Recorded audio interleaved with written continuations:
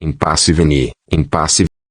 Believing that you have mastered all the exercises that were passed on this channel, I believe that you are now ready to use all your senses. We are now entering a slightly more serious stage regarding its development.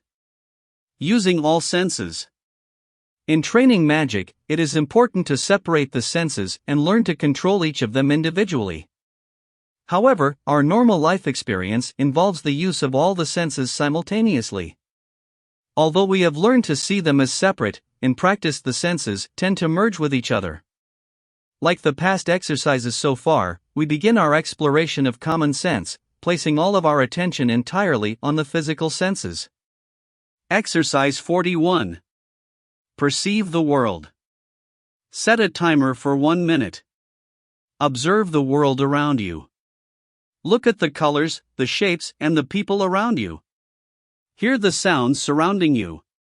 Feel the air temperature, the pressure of the chair you are sitting on, or the floor beneath your feet. It can be a profound experience to move through the world paying attention only to what enters through our physical senses. Some people experience a kind of ecstasy through fully experiencing the physical world. This is the deepest kind of grounding, the grounding of being in this body, in this place, in this moment. Most of us spend a great deal of time thinking about what we've done and what we still have to do. Philosophers remind us that the present moment is all that really exists. This is an exercise that becomes a way of life. Memory. When we think about the past, we inhabit the memories that captured the moment that formed the memories. We experience the sights, sounds, and feelings we experience. Most of us are primarily aware of these senses. We usually feel sometimes visions and rarely hear. Now that we've practiced visualization, made sounds, and paid attention to our feelings, we should be able to bring memory closer to recognizing all the senses involved. Memory is misleading. Some memories have to be repeated in order to keep them, and others will come back crystal clear if something triggers their trigger, such as a particular perfume. Along with vision, speech, and feelings, memories encode information from our other senses, including smell and taste. Perfumes are a powerful memory trigger, a special spice or a feminine scent, and suddenly we are taken back to childhood and the experience we had, a delicious lunch at the neighbor's house or the first girl you fell in love with. These next exercises practice recalling memories and exploring the nature of memories. Exercise 42. Yesterday. Think about what you did yesterday in a backwards order, from the time you went to bed to the time you got up. Pick a day from the past week and look back over that day in the same way. Try to remember a day from the past month. Exercise 43. Childhood. What is your earliest memory? Write it down in your black book. Is this a memory you kept intimate or one you discussed with the family? What's the remotest memory you've never told anyone? Exercise 44. Birthdays. What did you do on your last birthday? What was your favorite birthday? What is your earliest memory of your birthday? As with many exercises in this course, it is helpful to return to exercise 42, yesterday, occasionally as we continue to develop the skill of magic. In magical ritual, we constantly plunge into deep trance states. When we return to the normal state of consciousness, it can be very difficult to remember what happened during the trance state.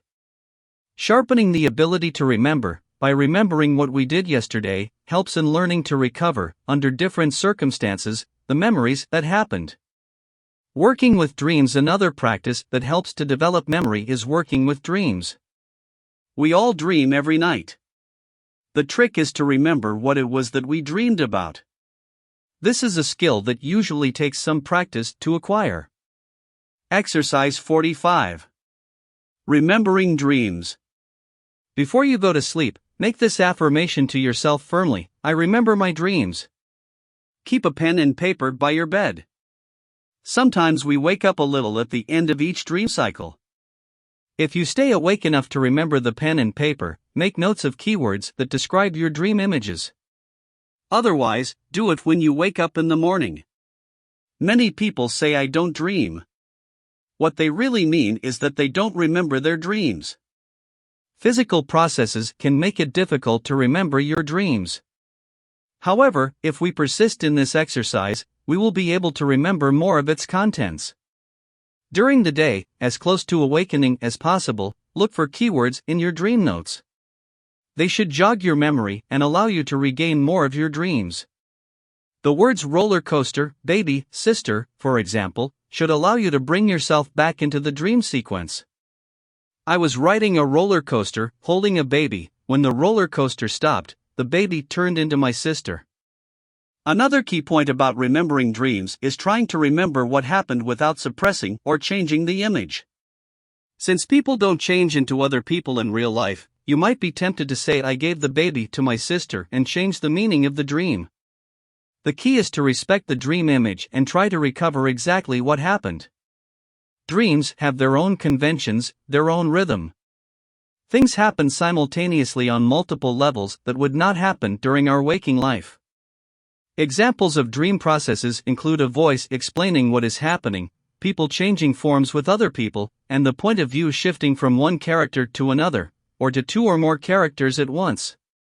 Spending some time remembering our dreams gives us an invaluable key to understanding the issues that are important to us. We can examine the annotated dream looking for recurring images.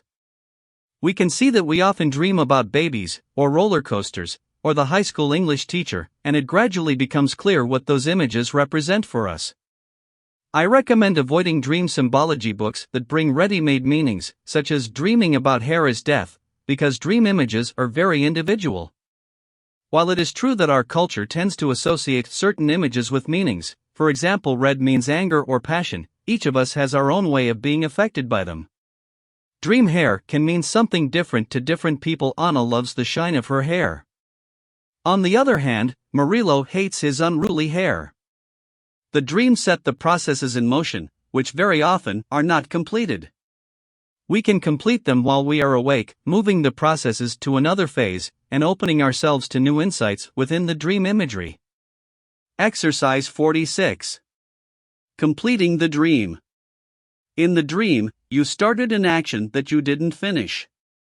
For example, you prepared to go to your brother's house, but got lost and ended up in a grocery store.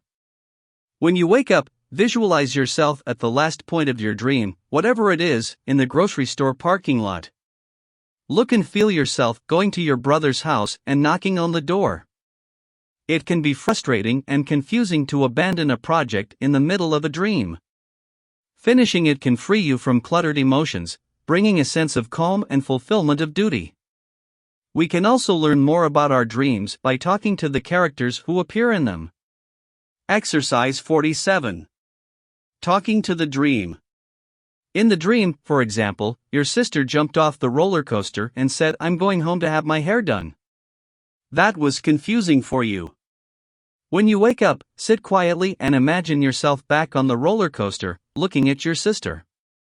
Say, "Why did you say you were going home to do your hair?" Listen to her answer. She might say, "Because I'm wasting too much time having fun and not having enough time to take care of myself." Exercise 48. Recognizing whether it's just a dream or a journey. Make an effort to always see your hands in your dreams. Fix the format. They will always look different, too long, rubbery, too small, or even animalistic. Don't be alarmed, this is a common dream. This is the first part of the development of everything that has been learned so far. The next part will cover our psychic development with some simple training used for divination. Have you ever thought about living in a community where everyone lives in harmony with their siblings and with nature? News coming soon. Thank you for reaching the end of this video. If you liked it, like, share and, if you can, consider supporting this channel so that our project can reach more people. Support links in the description. Impasse veni, impasse vado.